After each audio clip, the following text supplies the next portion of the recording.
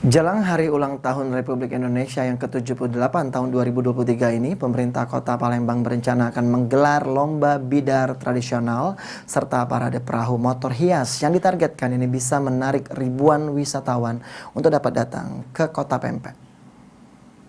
Pada saat 17 Agustus mengingat rangkaian dari kegiatan. Jelang hari ulang tahun Republik Indonesia ke-78 tahun 2023 ini, pemerintah Kota Palembang berencana kembali menggelar lomba bidar tradisional serta parade perahu motor hias. Setelah tahun 2022 lalu, pelaksananya diambil alih oleh pemerintah Provinsi Sumatera Selatan karena kondisi pandemi COVID-19.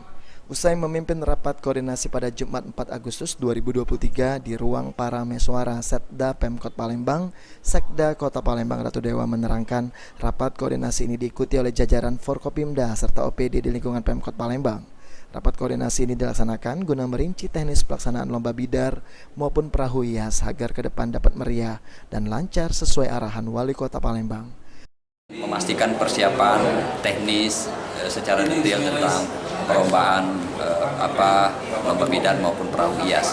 Ini dihadiri seluruh Forkominda dan juga dihadiri seluruh organisasi perangkat daerah sehingga benar-benar semarak, meriah sesuai dengan arahan Pak Wali Kota di masa kepemimpinan beliau ini.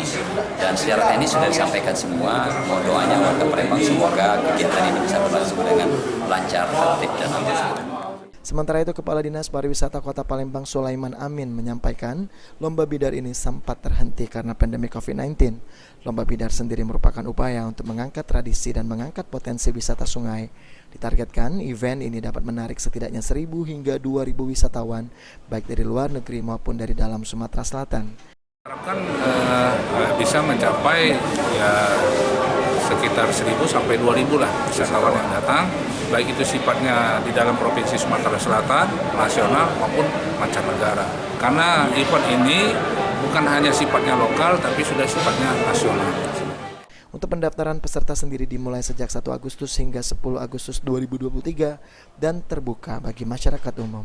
Sandi Pratama, PAL TV.